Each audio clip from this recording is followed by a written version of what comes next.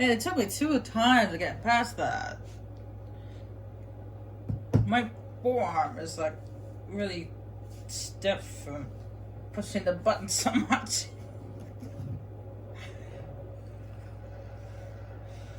Well, this is a day I'll not soon forget.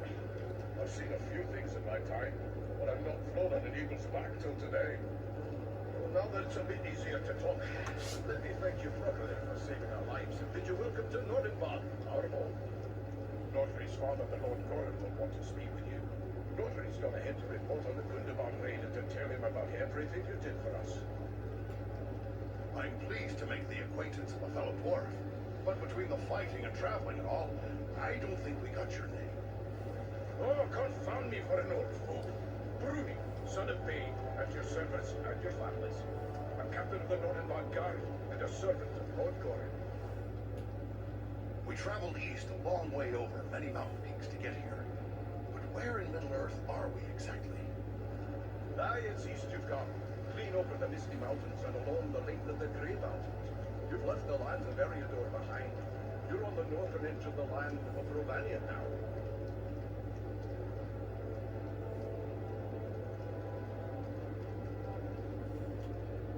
I'd like to hear a bit more about your Lord Goran before we meet him. Goran's a great leader. He'd have to be to hold Nordland together for so long, surrounded by enemies and starved for basic necessities as we are. There's not a dwarf here who wouldn't lay down his life for him. Why did you lead your warriors against Mount Gundabad? We keep a careful watch on the orcs in the mountains. We saw them gathering in large numbers in Gundabad. We had reason to believe they were preparing to move against us here. We didn't like our chances against that many orcs, but we knew about the hidden weapon at Gundabad. So Nordfrey and I led a small force there to use it against them. Seems like a suicide mission to me. Aye, every dwarf was a volunteer and knew he wouldn't be coming back. But you said Mordri is Goran's son? He let his son go on a mission like that? He didn't have a choice. After a lifetime of lecturing the lad about his duty to his people, there was no way Goran could say no when Nordfrey volunteered, much as he'd have liked to. I'd like to know a bit more about the weapon you used to collapse the ceiling at Gundabad. It was an ancient defense made by the dwarves who delved Gundabad long ago.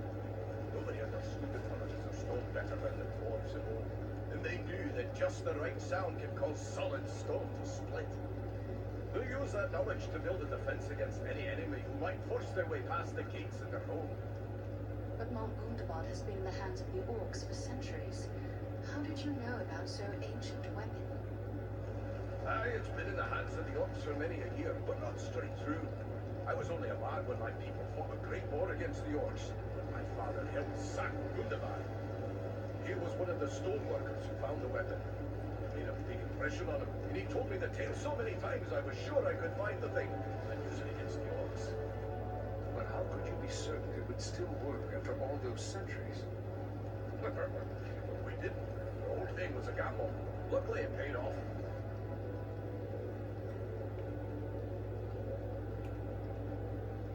So, do you have something like that here? Some things are best kept secret. Do you think the orcs will follow us here to Nordenbad? Escaping on eagles like we did will throw them off the trail a bit, but it won't be long before they realize it was a group of dwarves that hid the purse, and that'll get them thinking about us here. It's not like they're not thinking about Nordenbad anyway, but I'll let Goran tell you more about that. We'll be happy to speak with your Lord Goran. Just make your way past the doors you see yonder and you'll find him within. The guards have been instructed to let you pass. I suspect I'm the first man to see you. That was an intense battle. Oh, increased range and damage. Yep, might not do that. I am certain I am the first. In the next mission, actually, we'll be heading out to Mirkwood to find Radagast. So, I'll be playing as the Ranger in the next mission. So, that let you guys know.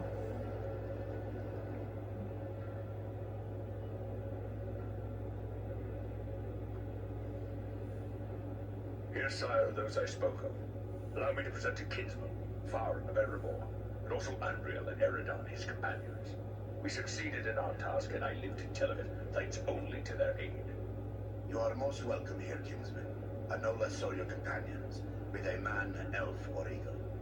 Welcome all to Nordenbad, last hall of the Longbeards in the Grey Mountains. You have returned to me, my son and my oldest friend, whom already I mourned as lost. For this, you will forever have my gratitude and the hospitality of these halls.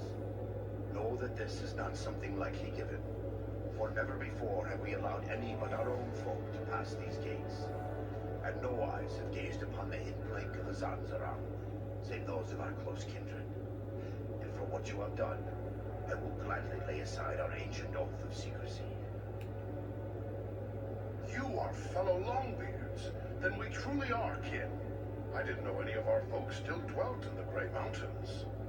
Aye. In centuries past, most of our kin called these mountains home. But then the dragons came from the far north. One by one, our halls were lost or abandoned. All but Nordenbad. We alone endured those dark times. And thanks to you, we may hope to endure our current troubles as well. Tell me about this Nordenbad of yours. My great-great-grandsire was the first to enter the caves of this mountain, where he discovered the hidden lake we call Azanzaran. He was awed by its beauty, and led some of his kin here. Slowly, over many long years, with loving hands and careful chisels, we created the halls you see before you. Nordenbad was never rich in gold or jewels, but its beauty would move even the most cold-hearted dwarf. That is why we have remained here for so long. There is not a dwarf among us who would not choose death over exile from our home. I have beheld many an underground lake, but never one as large and beautiful as this. Is this the work of your kin?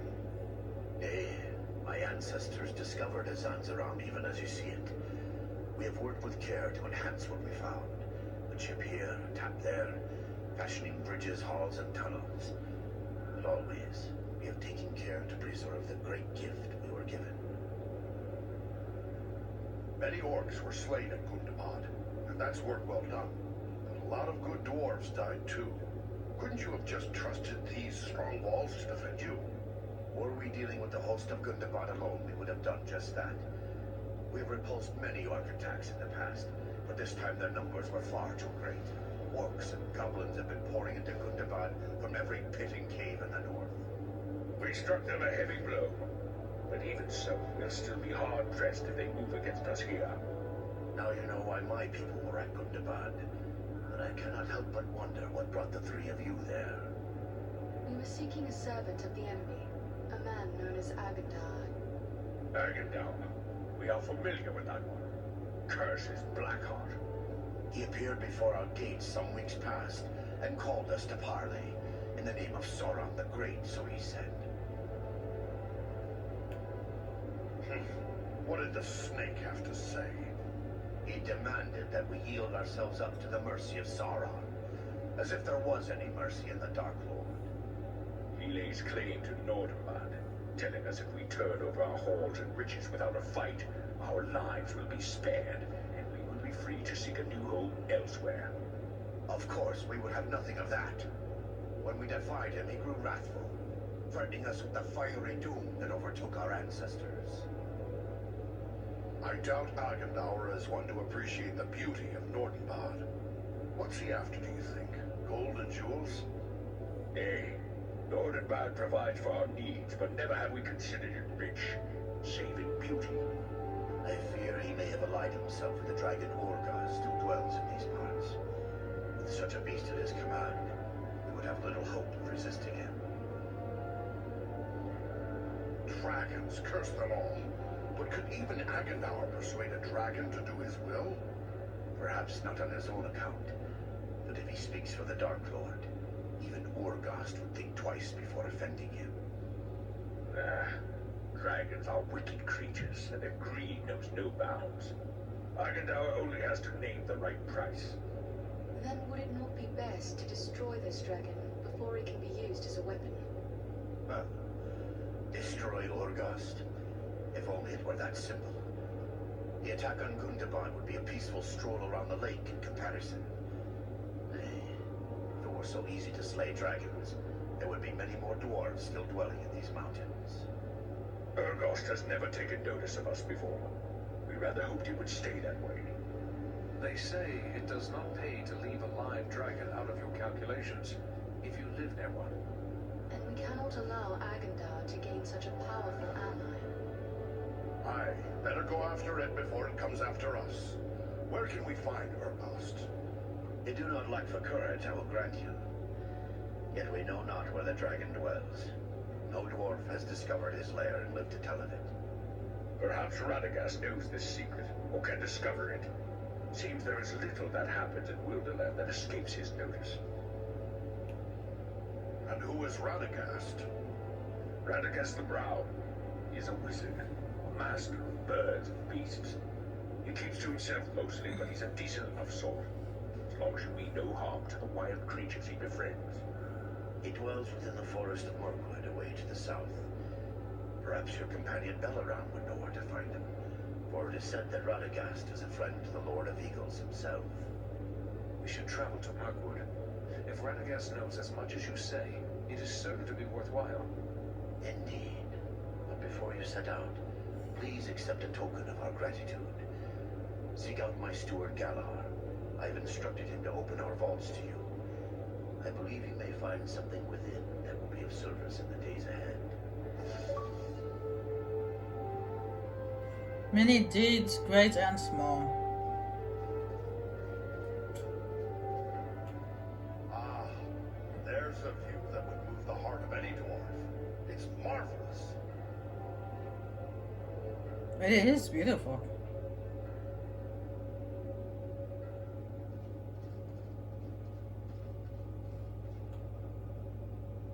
I still can't believe I'm alive. I thought I would draw my last breath in the fetid air of Mount Gundabad. Mind you, I'm not complaining. Your father, Gordon, does he claim the title of king? King? Oh, no. He is merely the Lord of Nordenbad. We acknowledge Dane Ironfoot as the rightful king of the Longbeards. Not that he has any idea of our existence. Someday, you'll be the Lord of Nordenbad. I hope you will reestablish ties with the rest of your kin when that day comes. Secrecy has always preserved us here before, but it can't do so for much longer. We are a dwindling folk, and this war has only made that worse. Nordenbad is precious, but I see little point in leaving it empty. If we survive the days ahead, we will seek out our kin. My father sees the need for this as well. Were it not so, I wouldn't have dared bring you and your friends to our hidden halls. Tell me a little bit about Bruni. Obviously, he's good in a fight since he survived Mount Gundabad. Bruni's the captain of our guard, the terror to the orcs of these mountains.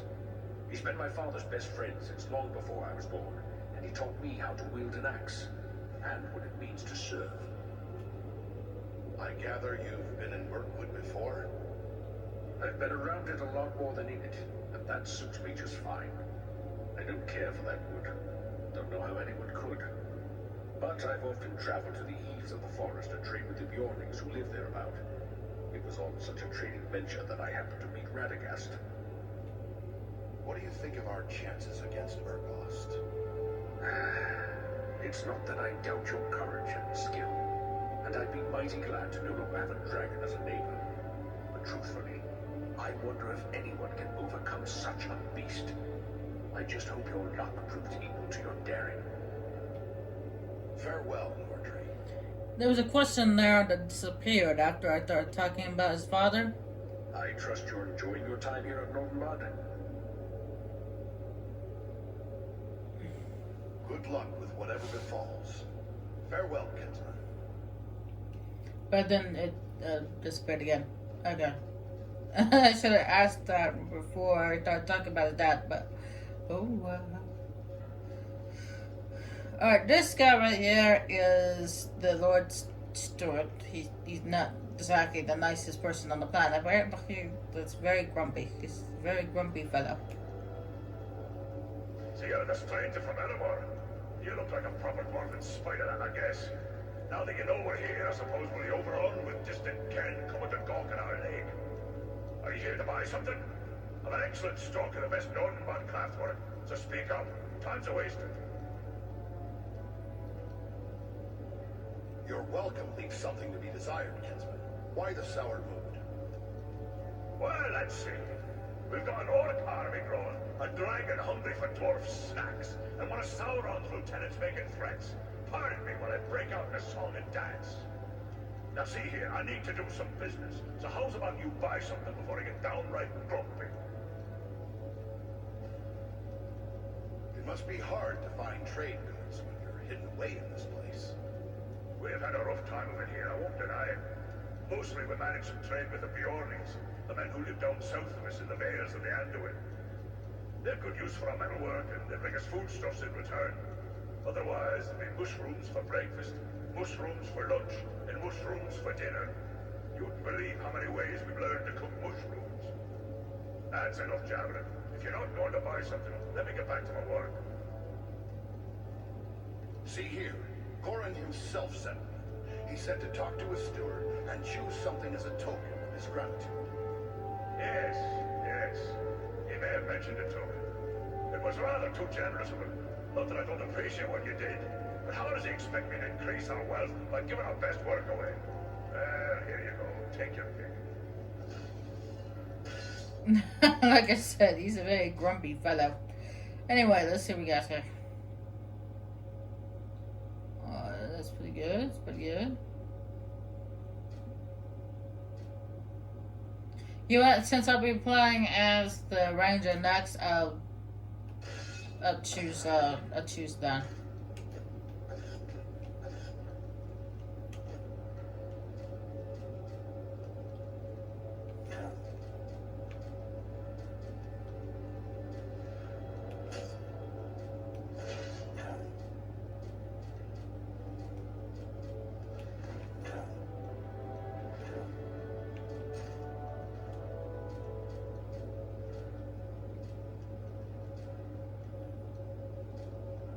Oh, it's the same helmet.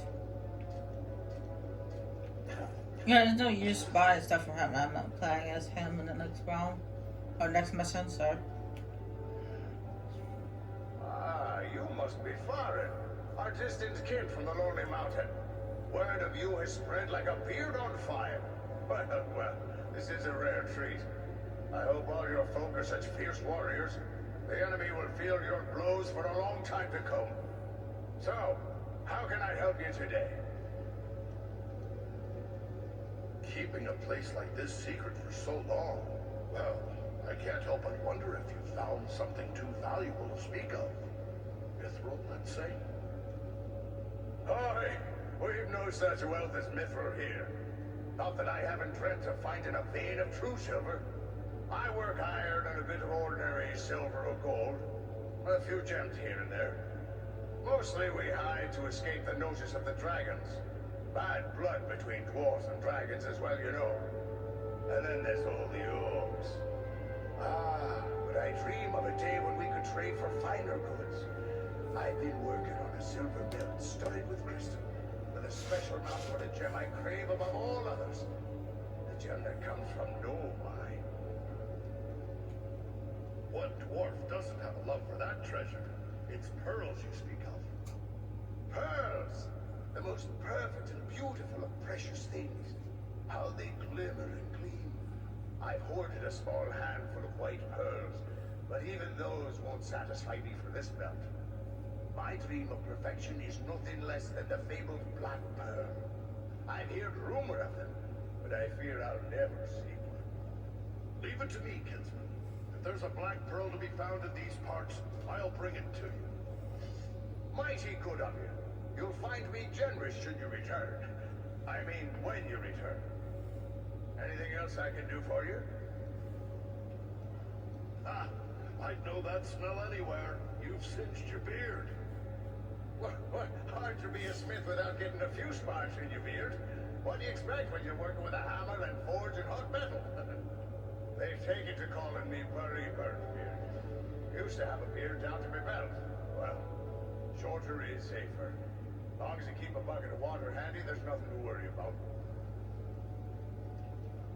I wonder how your skills stand up against the smiths of Erdor. I'm no braggart, but I'll put my skills up against any smith, dwarf, elf, or man. You may think I don't know much, being set apart from others of my craft. But I'll tell you a little secret. My grandsires go back all the way to the smiths that worked alongside the great elven smith, Celebrimbor himself. In the days of ancient Erikium, there was a great friendship between elves and dwarves. We've passed down skills from forgotten times. I know runes of power and other secrets that give my weapons and armor a hidden strength you'll not find elsewhere. You won't complain about my work. When he mentioned the Elven Smith, it just reminded me that actually I do have another game.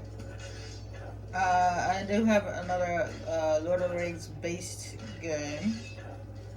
I'm not gonna say what it is, but I can tell you it does have to do with the Elven Smith that he just mentioned.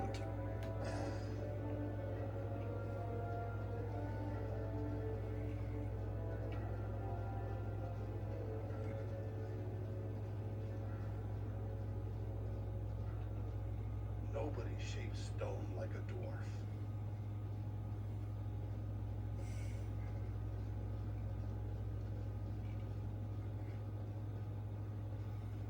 Now, after I finished Mount Gudabar, I was gonna call it quits, but I don't know. We'll see. It's too bad we can't stay for a while.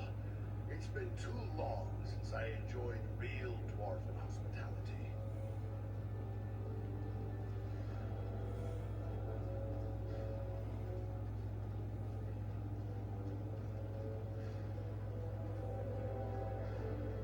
Oh, another thing I forgot to mention that sometimes, not all the time, but sometimes, not every time you play, but sometimes when you play, you come across pieces of map fragments that you get enemies and from chests and stuff. They put locations on your map. Unfortunately, you can't go to those locations. You can only go to the locations that are for the story only, which I think is kind of unfair. Why give us map locations if we can't go to those locations? It's not fair. What a grand view this is. Bit chilly for my liking, though.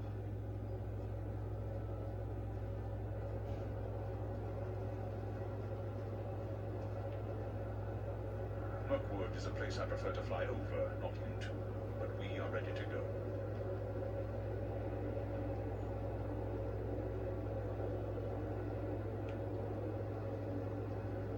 If this fellow Radagast can tell us where to find Erdast, we'll have to face him next. Have you ever gone up against a dragon? No, that is a risk I have gladly avoided. One does not willingly seek out a dragon unless there is no choice. You're afraid of dragons? Only a fool would not fear a dragon. If Urgost has survived this long, he must be full of the guile and cunning of his kind, abominations that they are. And this will make him even more dangerous. But that changes nothing. If we must prevent his alliance with Agandar, then fear must be set aside and the dragon found. We should follow Gorin's advice and seek Urgost's whereabouts from Radagast. I worry about what's happening in Erebor. Perhaps I should be at home defending my people, rather than chasing after dragons. Once before, the Lonely Mountain fell before the might of a dragon. Consider what could happen should Agandar win the allegiance of Urgost. Would you have Erebor become a dragon's den a second time? We are the only hope for the North, and we must do whatever is required of us to bring down Agandar. Only then will your home and our areas be safe. Aye, you speak the truth, Belleroth. We're in this to the end, and I'm proud to be standing at your side. You have but to say the word, and we will press on. You're close friends with this wizard Radagast, I take it. The Brown Wizard has been a close friend of the Eagles since he first came to Middle-earth and settled into the forest. It is now called Mirkwood, even before it came to have that dark name. That was long before I was born, but I have visited with him many times at his home in Roscabel when I would bring him news from afar. But I have not seen him since he abandoned Roscabel. What could drive a wizard from his own home? He was gone from his home before I could ask.